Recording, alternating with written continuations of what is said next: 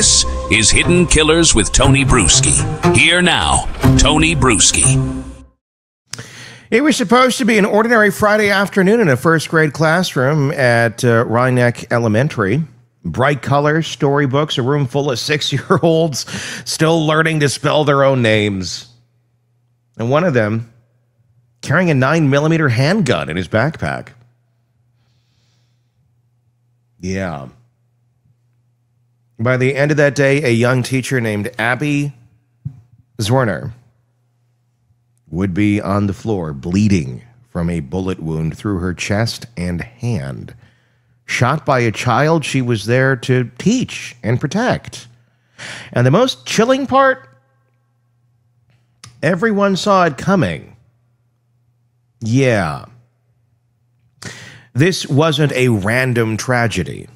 This was a slow-motion train wreck wrapped in red flags and warnings that were waved right in front of administrators who apparently decided to do nothing. Oh, like administrators typically do. Let's not pretend we don't have a school administration crisis in our country, because we do. I challenge you, go talk to any teacher in almost any district. Okay, what do you think of the administration? See what you get. If you get, there's got to be some that are good. There has to be, and there has to be. I haven't heard any, but there has to be, right? There has to be some districts where like they're really doing well. They're working behind us, and things are going well. And there's not a bunch of bureaucratic bullshit that prevents us from doing our jobs effectively. Unfortunately, that seems to be the kind of operative stance of most school administrations in the United States. It is, like it or not.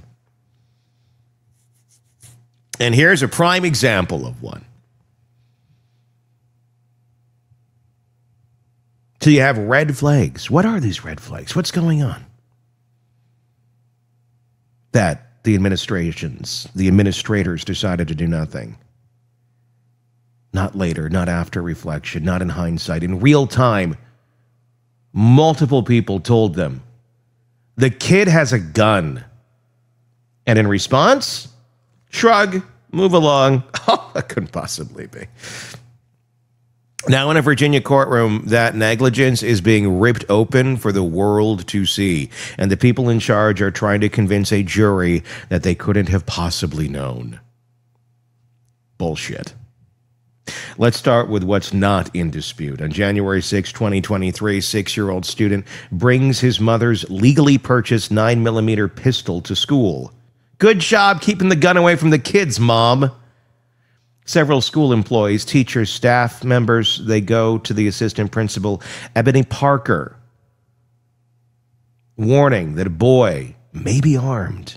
One teacher allegedly told Parker the boy threatened to hurt another student that morning. Another staff member said the child had shown the gun on the playground. One after another, these reports came in, and according to multiple witnesses, Parker brushed them off. She didn't search the backpack. She didn't call security. She didn't lock down the classroom. She didn't even send the child home. She just ignored it. And within hours, Abby Zwerner was shot in her classroom. Let that sink in. 4 separate warnings. 4 adults trying to sound the alarm. And an administrator so indifferent or so paralyzed by policy or fear of overreacting that she let a gun-wielding 6-year-old finish his day in class. That's not an accident. That's a failure, an institutional one. And now that's all laid bare in court. The same system that ignored the warnings is scrambling to limit how much of that failure the public and jury actually get to see, and how much money they're going to have to pay out for being incompetent. The most explosive moment in the civil trial so far didn't even happen in front of the jury. The plaintiff's attorneys, Zwerner's legal team, presented body cam and surveillance footage from the school on the day of the shooting. The video reportedly shows the chaos in the aftermath, students running, teachers shouting, Zwerner collapsing, bleeding through her shirt. That footage was shown outside the jury's presence as the court debated whether it should be admitted as evidence. And of course, the defense wants to keep it out. Of course you do.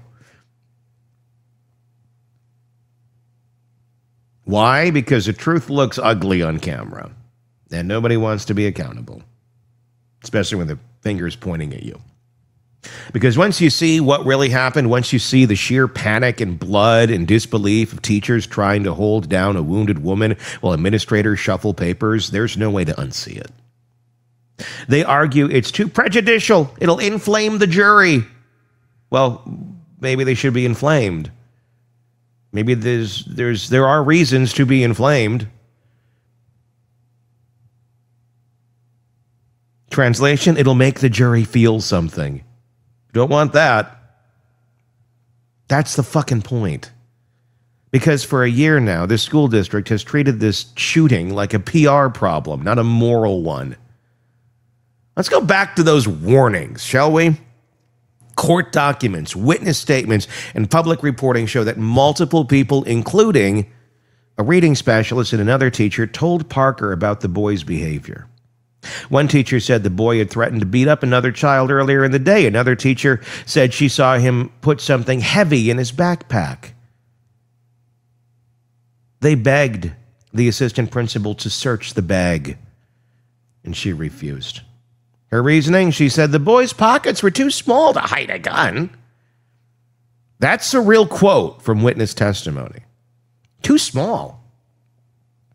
And if the laws of physics were going to stop a bullet. Yeah, well, you say that. Everybody's saying there might be a weapon in there. Guess what? It's time to be a grown-up and go look. Go look in that backpack. It's your freaking job. I do for a second want to say this. Because we have, and I'm not blaming the teachers who reported this and didn't look themselves, but I am saying this. We are so wrapped up in rules and bureaucracy and fear of losing our jobs and fear of violating policy and what those repercussions may be that we're just not able to do common sense shit anymore.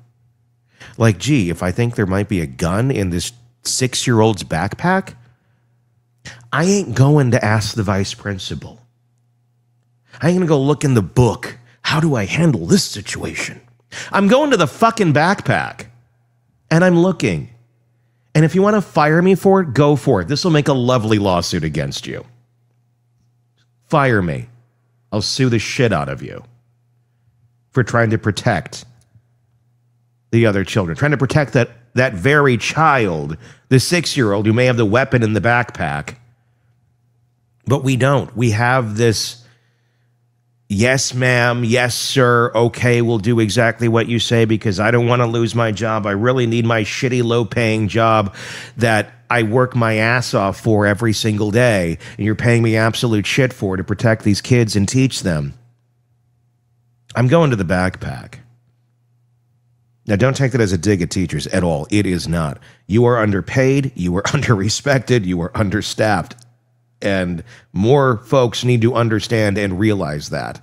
I am not blaming the teachers, but I am blaming this culture that we've created within some of these districts of basically, you're a robot. Or so many feel like they're robots and they can't do what makes common sense choices come to life. You think a kid's got a gun and it's a small child and it's in their backpack? Go look! Don't wait for somebody else. Do it. Check. Well, there's a policy. I don't fucking care if there's a policy against that. As a parent of a small child, you better damn well be doing what makes the most sense in that moment. Because if there's a weapon and a 6-year-old, things can go bad quickly. We need to enable our teachers to have the autonomy to do their fucking jobs. Just a thought. Just a small thought.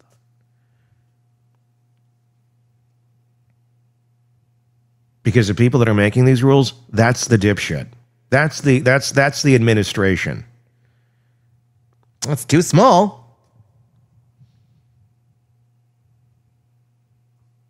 The warnings kept coming and still no action. This wasn't just bad judgment. This was institutional rot. A culture of risk avoidance and reputation protection so deep that the adults in charge couldn't bring themselves to inconvenience a parent, disrupt a classroom, or, God forbid, admit that something dangerous might be happening under their watch. And when the shot finally rang out, when the unthinkable became reality, the same system that refused to act suddenly found all the urgency in the world to control the narrative. Control it. Yeah. You're always playing catch up. That's why our public education system is the freaking mess that it is. They wanted to talk about lessons learned. They want to talk about reviewing safety protocols. They want to talk about moving forward as a community. You know, all that bullshit language that just screams of, we don't want to deal with the actual problem. We want to placate you with these words.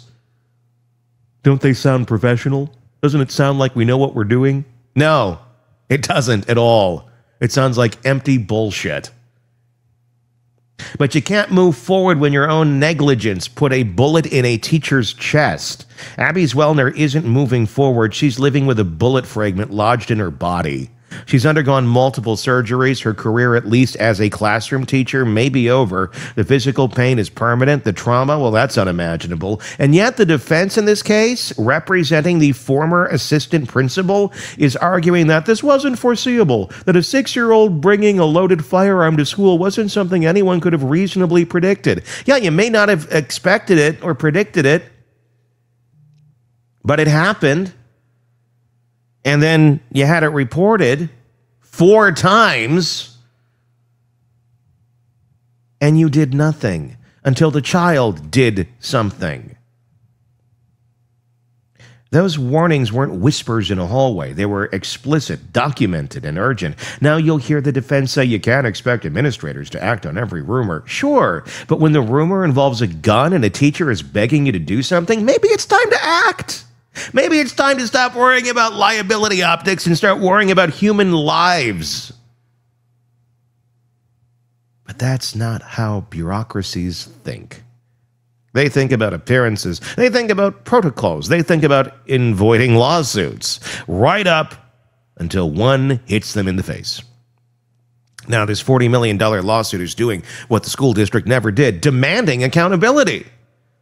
Zwerner's legal team is making the case that the shooting wasn't some workplace accident. It was negligence, so severe, so deliberate, that it falls outside the shield of Virginia's workers' compensation system. A judge already agreed, ruling that this case can move forward in civil court. That ruling is monumental. It means a teacher can finally look at a system that failed her and say, you didn't get to hide behind policy. And this trial is revealing something every educator in America already knows deep down. Schools are drowning in red tape, terrified of parental backlash, and so obsessed with optics that they've forgotten what safety actually means. Ranick Elementary wasn't blindsided. It was paralyzed. They knew. They had the warnings. They just didn't want to deal with them. And now they want the footage hidden because seeing it means facing the consequences of what they ignored. In court, the defense argued the footage would be inflammatory. Yes, it's inflammatory because it shows a teacher bleeding out in front of 6-year-olds. It's what happened. It's not an AI video. It's real. You know, something you don't like to deal with. Reality. Because it shows the results of indifference, because it proves that doing nothing has a body count. The footage isn't the problem. The problem is what it shows. And what it shows is failure at every level, from the assistant principal who ignored her staff, to the district that allowed her to operate unchecked, to a culture that puts reputation above responsibility. It shows what happens when schools treat teachers as expendable shields instead of professionals who deserve to be protected. Let's talk about that culture for a minute, because it's the same mindset that infects every bureaucracy. Don't make waves. Don't overreact. Don't be that administrator who calls the cops over a rumor. Meanwhile, Abby Zwerner was being shot at point-blank range. This is what happens when safety becomes secondary to politics, when people are more afraid of headlines than they are of consequences. The administration could have stopped this. They could have searched the backpack. They could have called the police. They could have followed their own safety procedures, the ones designed to prevent exactly this. Instead, they chose denial, and they're still going down on that boat. They chose to pretend it couldn't happen here, and that choice nearly killed a teacher. Now, years later, as the civil trial unfolds, they're still trying to control the narrative, to frame this as an unforeseeable tragedy instead of a systematic failure, but the facts won't cooperate, because the truth is painfully simple. The school was warned repeatedly that a 6-year-old had a gun, and they ignored it. It's not unforeseeable, that's inexcusable. And let's not forget the human side of this. Abby Zwerner was 25 years old. She devoted her career to teaching the youngest kids, the ones who are supposed to be safe, the ones who have dumbass parents that allow their 6-year-old access to a weapon. She was the kind of teacher who would have noticed if a child was hungry, scared, or acting out. She cared. She listened. And in the moment when everything went wrong, she still put her students first. Witnesses say after being shot, she ushered the remaining children out of the classroom before collapsing in the hallway, bleeding in shock. She made sure the kids were safe before she worried about herself. That's the kind of person this system failed, and this system still is intentionally trying to slap down. No, we're not responsible. And that's why this case matters far beyond Newport News. Because if administrators can ignore warning signs like this and still hide behind policy, it sends a message to every teacher in America. You're on your own. And they already know that. I know many teachers. Very close with one. They know that. They know. And is that where you want to send your kids every day?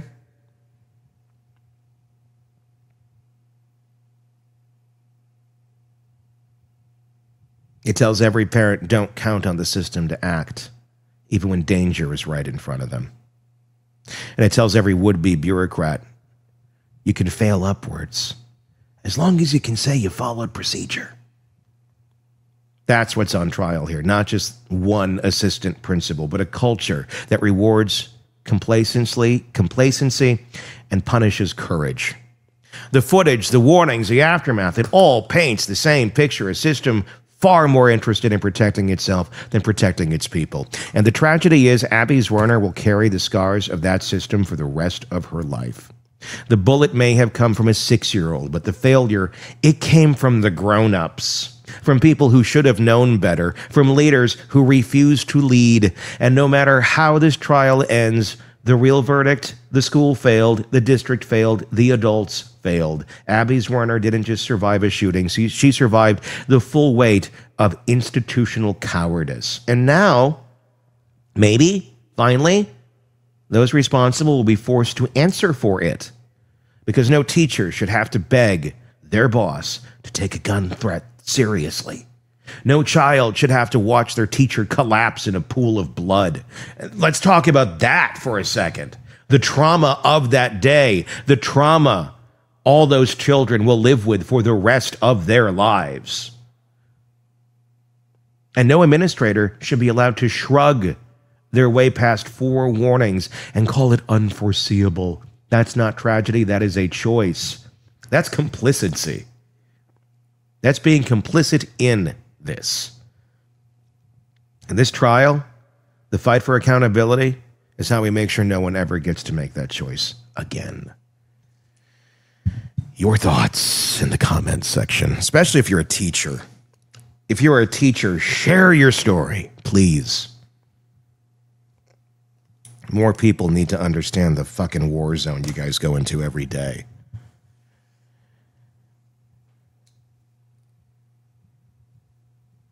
It takes courage to be a teacher today. It does. It is something. There's more courage than I have. I'll tell you that much. I admire you guys so much, and the systems that you work within that do not support you. It is baffling. It is baffling. And more people need to know, and more people need to be outraged. Please share your story in the comment section on YouTube. If you're listening to us on the podcast platform, it's easy to find us on YouTube. Hidden Killers with Tony Bruschi is where you will do just that. Just search it, and there we are. We're also on social media, all that. Just search Hidden Killers with Tony Bruschi. If you're watching us right now on YouTube, hi. You're going to take us with you wherever you go. Search, again, Hidden Killers with Tony Bruschi, any podcast platform. We are there. We appreciate that. Hit subscribe and give us your thoughts. I'm Tony Bruschi. We'll talk again. Want more on this case and others? Then press subscribe now and don't miss a moment of true crime coverage from Tony Bruschi and the Hidden Killers podcast.